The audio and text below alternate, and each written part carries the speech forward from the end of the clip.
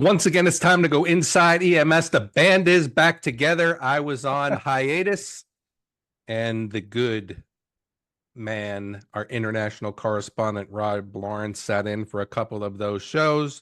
I listened. I was listening and heard everything that was being said. But the band is back together, and with me is my good friend, the co-host of the Inside EMS podcast, Kelly Grayson. KG, how are you doing? I'm good. I'm good, man. Well, we'll think of the 2 weeks Rob was with us as the Sammy Hagar years, and then David Lee Roth finally came back to the band. Yeah, I don't know that I like that because I think Sammy Hagar was better for Van Halen than Actually, I do too. I do too. I think that 5150 album was the first album that Van Yeah, Halen came out with when Sammy Hagar became the lead singer. I think it's one of the best albums they did. yeah. I do think Van Hagar was the better version of Van Halen. So Yeah, I agree. I was sad to see him go, and but that's where we are today. But how you been? 2 weeks we've been gone. We haven't seen each other. 3 weeks I just actually. been working, man, saving lives, stamping out disease and pestilence. The usual.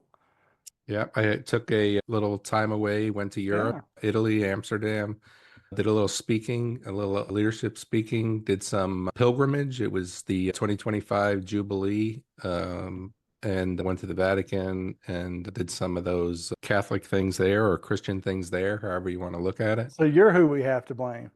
Yeah, it is, man. I mean, I think that JD Vance shouldn't have visited the Pope. I think he had something to do. No, I'm just teasing, of course. But I do wish I was there this week because it would have been good to pay respect to the Pope. And I've had the opportunity, I got to see him on a couple of occasions, and I'm very saddened by his passing. But that's not what we're talking about today. Yeah. Let's go ahead and kick off and do a great show. Kelly, There's yeah. I was going to plug your upcoming article because people talk about professionalism and accountability and in management speak, but no one ever talks about what it looks like and what the fundamentals of accountability are. Yeah. And I was kind of intrigued by your article on this. So why don't you tell us about the 7 pillars of accountability in EMS? How'd that germinate? One of the things that I believe in is that, of course, vision is where we're going, strategy is how we get there, and culture is the behavior of the organization en route to reaching the vision. And we know that culture is the most important concept when it comes to the success of an organization. It doesn't make a difference what the vision looks like. It doesn't make a difference what the strategy looks like. If we have a workforce that isn't bought into that, the culture is going to be toxic. The Hmm. culture is going to be challenged. The culture is going to be the detriment of the organization. Now, one of the things that you need to be able to think about is how do we grow a successful culture? And the way we do that is through the 7 pillars of accountability. So I'm not the creator of the 7 pillars. I'm just Okay. reporting it. So I'm not creating it.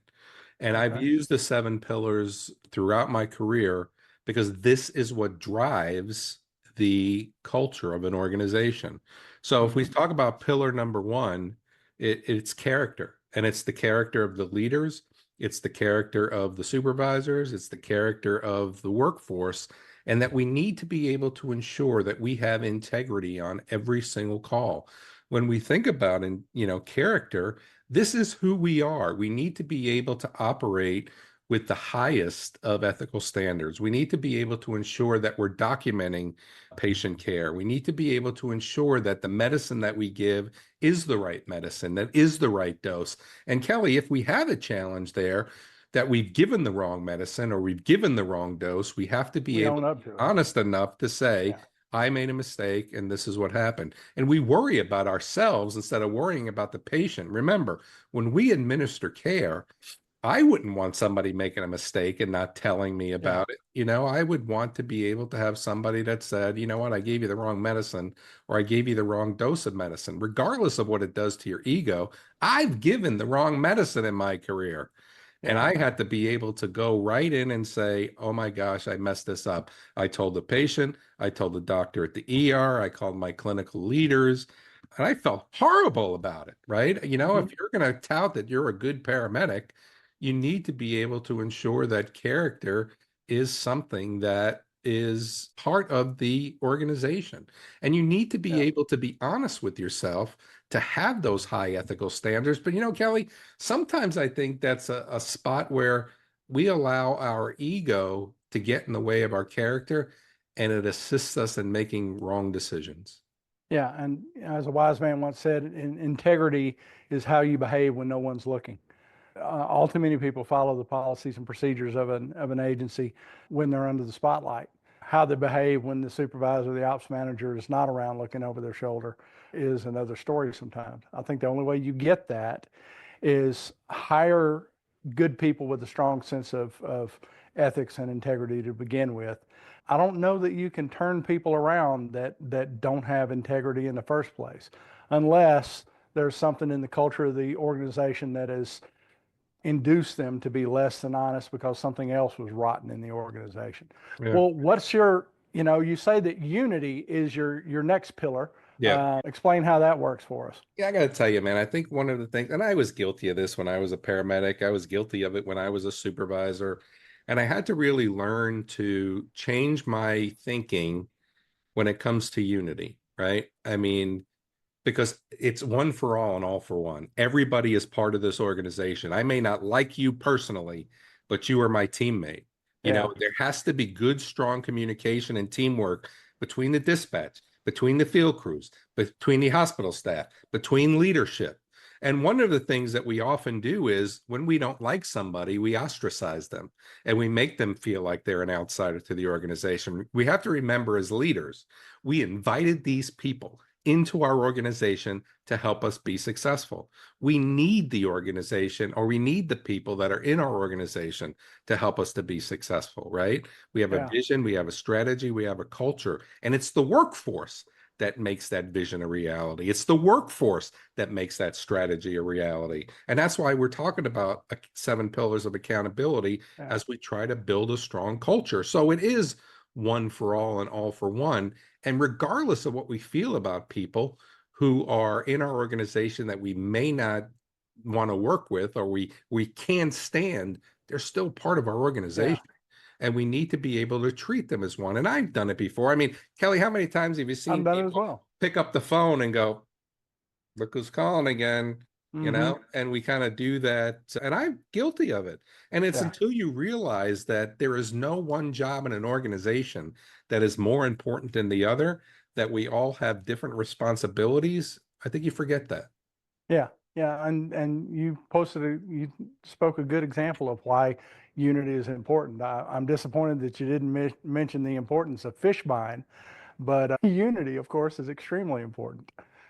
For those of you who didn't get that reference, find an EMS provider over the age of 50 and get them to explain mother jugs and speed to you. Yeah. And if you've not seen the movie Mother Jugs and Speed, it's a movie from the 70s, and I think you'll enjoy it. Check it out. Yeah, Number three, Kelly, I think it's something that we always have to be able to be aware of, and it's a continuous improvement of our yeah, professional and personal experience. We have to be able to continually learn, and being a lifelong student. I got to tell you, man, I turned 60 years old in March. And I am now just finishing my doctorate degree. On May 2nd, I'll sit for my defense, and hopefully I'll be a doctor after that. I'm not going to do anything with it. I'm yeah, not going to, what am I going to do with it at 60 years old? I want to get out in the next 2 years. I want to get out in the next 5 years. But to me, this was the icing on the cake of being a lifelong learner. This is my hmm, terminal degree that I've worked my whole life to get different degrees at different levels and learn different things. And we have to remember that our knowledge is our growth. Our growth is the growth of the people who are yeah, working with us, right? So now, as a leader, I've got to be able to work with my managers to give them more skill that will allow them to give the supervisors what they need, so the supervisors can now grow the workforce. We're back to the workforce again. right, So now, when we think about culture, you have to be able to embrace a continuous process of learning, and being a lifelong learner is part of EMS. We have evolving protocols and medical advancements and changes in the community needs, and the transition to community paramedicine. And we are really, I don't know what's the word, obstinate when it comes to increasing our core knowledge. Yeah. And if you know everything there is to know about EMS, raise your hand, and I can't do it. And you can't either, man. No, I know. Your knowledge is horrible. But we have to be able to embrace, Kelly, that Yeah. learning is an important factor and we need to do it every day. Yeah. We've said it on this podcast a number of times. If you're the smartest, most knowledgeable person in the room, you're in the wrong room. And a paramedic or an EMT, to my mind, should outgrow their protocols. And if everyone at the agency is outgrowing their protocols, then the good agency expands the protocols, to keep up with the skill level of their people. They afford them greater trust and greater responsibility. That doesn't happen as often as it should in EMS, unfortunately. I think because quite a few of us graduate and we think that we have learned what's necessary. Once we get into a certain comfort zone, we unless spurred to, we don't grow beyond that, and that's a shame. Tell me about tracking the metrics that matter. I think that tracking is important. People will always say, we're not doing a good job about that. And the first thing I say is, show me that. Yeah. What makes you say that? Don't If you don't can't tell me measure it, you don't improve it. don't tell me something that's not true. If we're not doing the job, I want to see the metrics that say we're not doing the job. If Yeah. we don't know something, then we've got to be able to find the metrics that say, how are we doing with that? A lot of EMS agencies now have good methodologies of tracking the work that they do, right? The key performance indicators, they call them KPIs. Response times. We track response times. We track patient outcomes. We track protocol compliance. We track training completion. And we need to be able to ensure that the metrics that we track are something that will allow us to get better. Now, one of the things that we also have to do is I'm not going to track this the whole year. I need to be able to track it for a specific amount of time. I need to be able to make changes and polish processes to make that better for us. Yeah. And then I need to move on and track something else, right? Now, some things that we're contractually obligated for, response times and things like that, we may have to track on a regular basis. One of the things that we used to do is we used to have a quarter that we would do cardiac calls and track the protocol compliance of cardiac. Then the next time it would be respiratory, then it would be trauma, then it would be, and we have to be able to know that we are doing a good job. How do we know that we have good paramedics and good EMTs in our organization and that we're making a difference? Yeah. Anything that you want to improve, you must at first measure. If you're not tracking that, you're flying blind. Nancy has a saying that data is the language of government. If you want your community to support you better with, be it a tax millage or subsidies or better support from your community and just public perception, you need to be able to hit your government leaders with numbers. This is what we need. This is what we provide already. You hit them with hard numbers. Otherwise, if you're not tracking those things, you're not being effective in your job. Yeah. Ronald Reagan. Pillar number 5. Hang on. Ronald Reagan has a great quote that says, "In God we trust. Everybody else brings." Everybody else. Yeah. Yeah, So that's right. I Trust but verify. exactly. Right. That's So right. next, Kelly, in the list of the 7 pillars, number 5 is urgency. And time is life, right? We know that, time is muscle. We hear that. And one of the things that's important is that we know things aren't an emergency sometimes, right? But we have to be able to ensure that everything we do in EMS is with a sense of urgency. EMS is built on urgency, whether it's responding to a 911 call, completing our documentation before the end of shift. A culture of urgency means that tasks are done promptly without compromising the quality. I used to say all the time, do you want speed or accuracy? Well, Yeah, somebody said to me one day, I want both. that's right. And we have to be able to ensure that we get to a point where we have both speed and accuracy. But urgency has to be something. I can't tell you the number of calls I've gotten as a leader that your paramedic just walked up to the door. They weren't running, they didn't walk briskly, they were just sashaying to the door, or whatever the word is. We know that it's not an emergency, but the people who are calling 911, need a little bit of our reassurance. So Yeah. everything that we do in EMS has to be with the intent of right now and getting it done as quickly as practical. So urgency. I agree with you to slight different Well, on let me hear it. showing that Give me sense what of you got. Let urgency. me hear you. What do you got? Well, no, I mean, I think you should walk with a purpose, but you don't need to run. And there, Have you never run into a pediatric arrest? Have no, you I never don't run run into into it. a cardiac arrest? No, Why not? because it does you no good to arrive at the patient's side winded with an adrenaline rush of your own.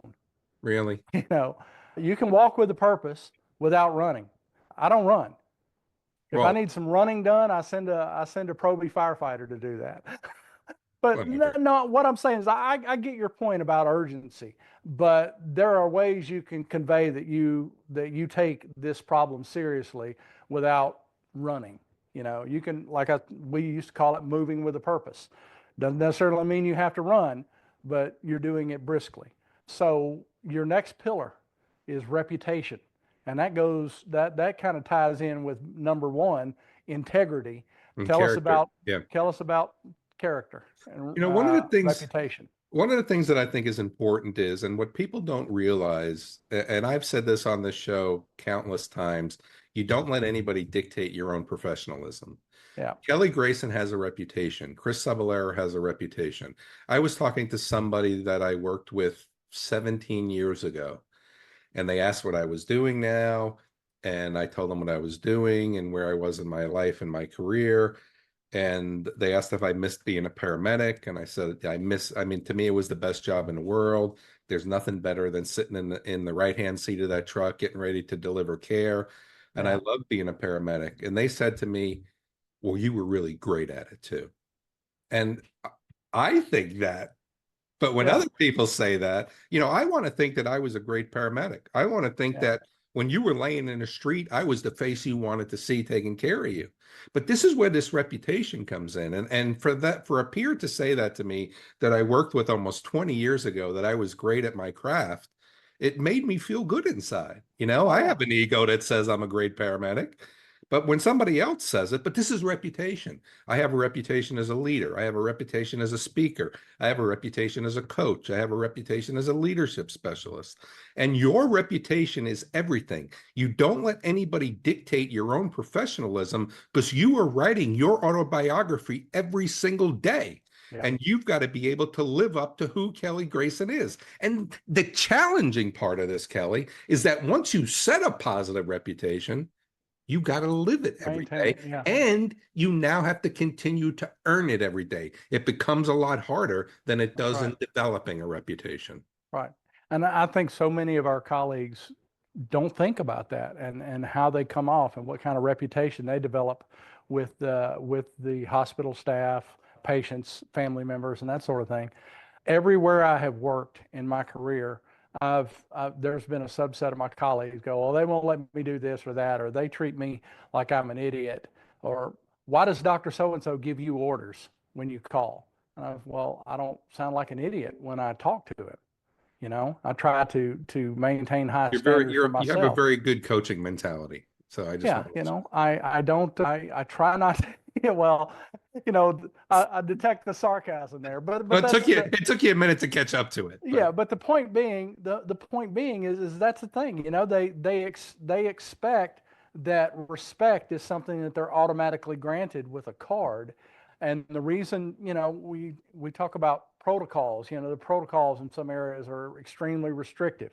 And why is that? Because the medical community by and large does not respect EMS professionals, and they don't think they're worthy of greater trust and responsibility.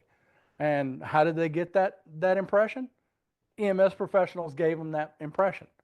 yeah, That reputation was not born in a vacuum.